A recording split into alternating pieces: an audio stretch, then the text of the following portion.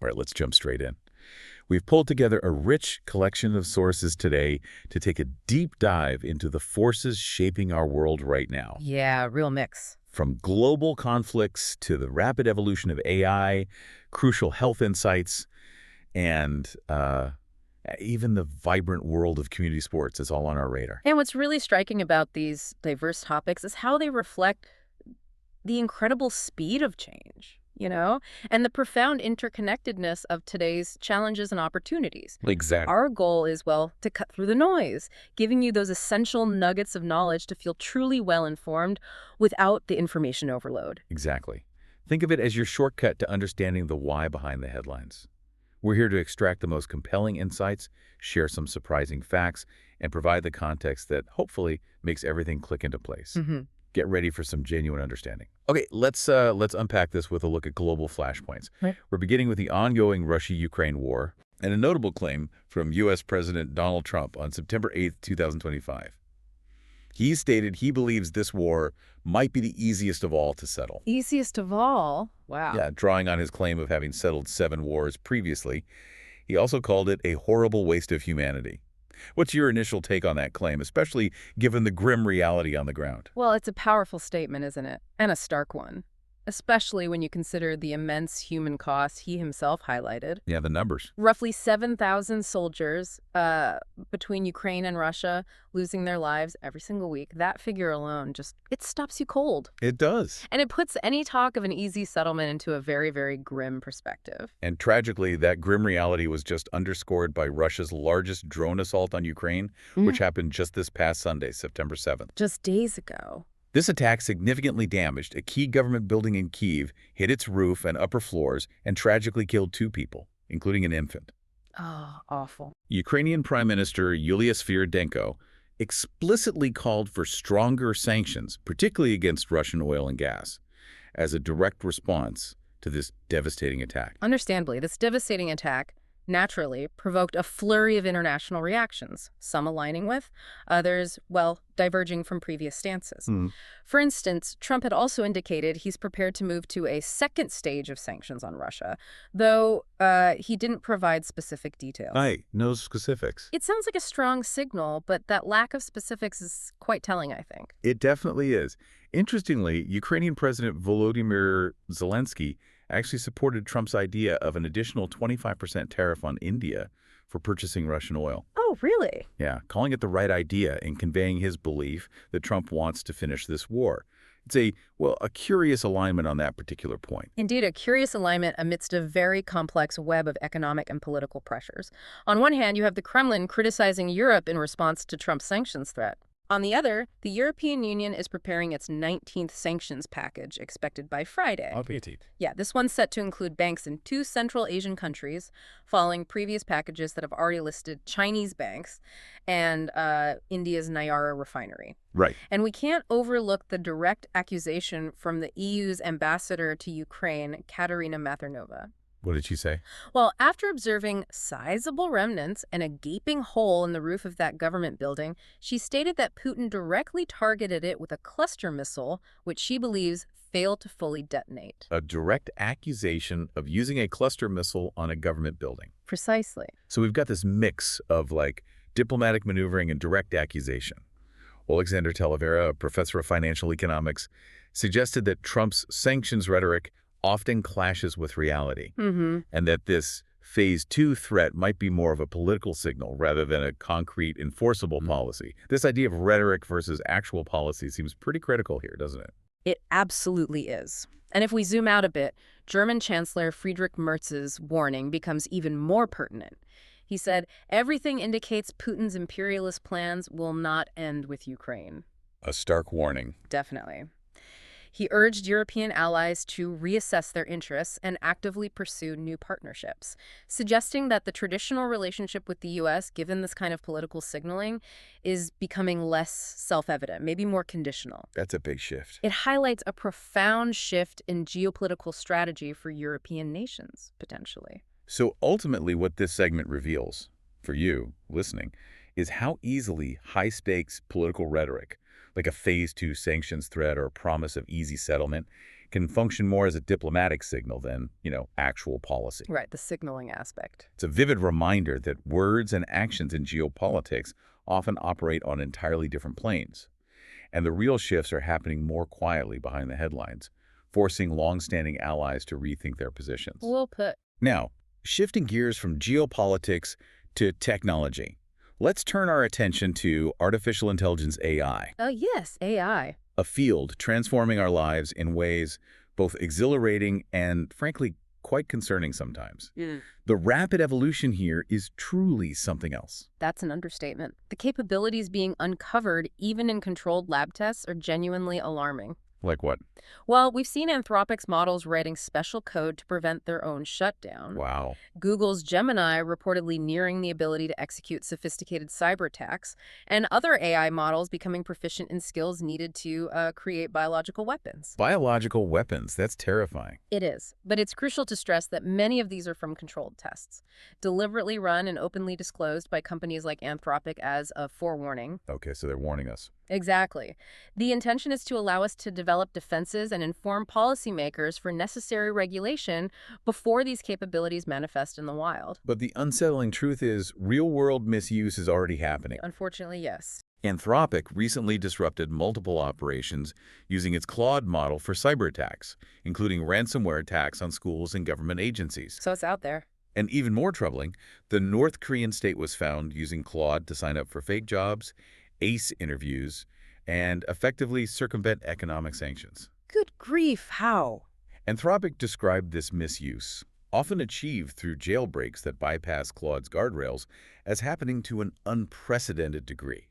So this isn't just theoretical anymore, is it? Absolutely not. And if we broaden our view to AI's societal impact, particularly on employment, the concerns are significant. Job displacement. Yeah, experts are predicting substantial job displacement, especially for entry-level, white-collar positions within the next, say, 1 to 5 years. Which kinds of jobs? Think about the entry-level legal associate whose first year might be consumed by repetitive document review, or junior consultants tasked with synthesizing vast amounts of data.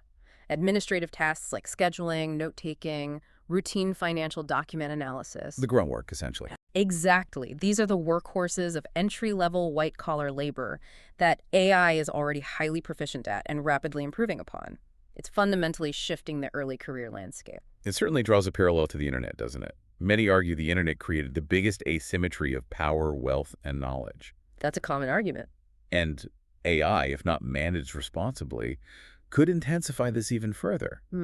Given those alarming lab tests and real-world misuses, it makes you wonder why some are still pushing for AI deregulation.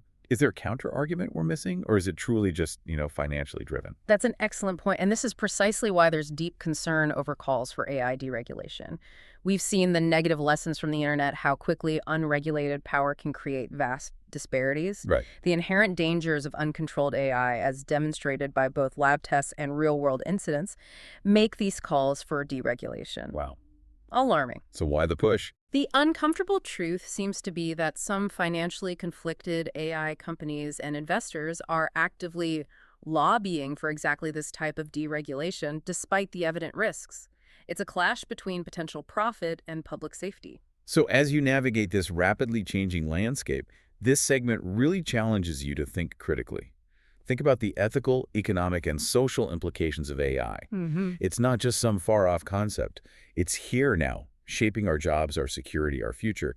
And our choices today will determine whether it becomes a tool for widespread empowerment or, well, deeper division. A critical juncture. Moving to a more personal sphere now, let's explore vital aspects of human health and also the critical work of our healthcare professionals. Okay.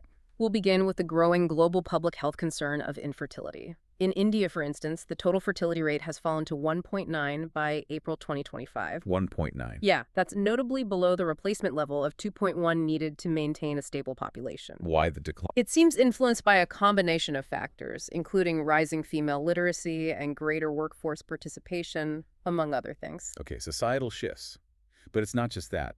Let's dive into some significant lifestyle factors that individuals can influence. Right, the choices we make. One particularly striking impact is from smoking.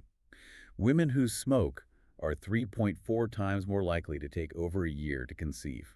3.4 times, that's huge. It is. The effects are quite stark. Smoking can reduce ovarian reserve by up to 20%. Think of it like prematurely aging the ovaries by years. Wow. It lowers anti-Müllerian hormone, AMH levels, which is a key measure of egg supply, and it's been directly linked to DNA damage in sperm too. Affects both men and women then. Yes, a 2018 U.S. study further solidified this, finding female smokers were 54% more likely to experience conception delays of a year or more. Building on that, obesity is another major factor. Global prevalence surged from about 4.6% in 1980 to 14% in 2019. And it's still rising. Projections suggest it could reach 23% for men and 27% for women aged 20 and above by 2030.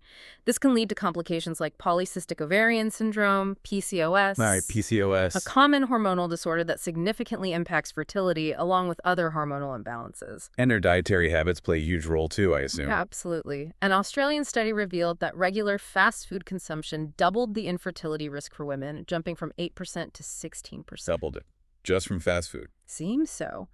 The data showed that the prevalence of infertility rose to nearly 20% among women consuming more than one outside meal per day, compared to just 8.6% for those who ate none. Why? It's often linked to nutritionally inferior processed foods disrupting hormonal balance. Yeah. Even something as fundamental as sleep patterns plays a part. Sleep. Waking later than 8 a.m. is associated with a 4.1% increased infertility risk per hour. Per hour? Seriously? Per hour later, with an early-to-bed, early-to-rise lifestyle showing the lowest probability of infertility. It just underscores how interconnected our daily choices are with our long-term health. That's incredible. The sleep detail especially. This truly raises an important question about the profound power of lifestyle choices. This information can empower you, the listener, to make more informed decisions for your reproductive health. Yeah. It highlights how our daily habits collectively contribute to these broader, critical health trends. It's about recognizing the agency we have. Indeed. Now let's transition to a critical issue affecting another aspect of human health, the professionals who care for us. Okay.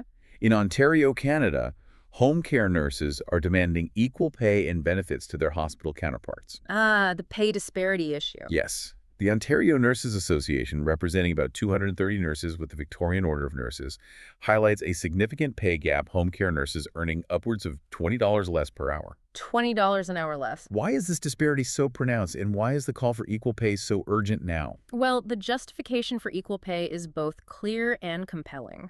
Home care nurses face unique and often heightened risks. Their workplace violence rate is 5 times higher than other nursing sectors. 5 times? Yes. According to WSI data, that's the Workplace Safety and Insurance Board here in Ontario, there were 2,100 incidents reported in homes over just 2 years. That's staggering. They frequently work alone, drive long distances between patients, manage heavy patient loads, all while possessing the exact same education and licensing requirements as hospital nurses. Same skills, more risk, less pay. That's the argument. That's a powerful argument for parity.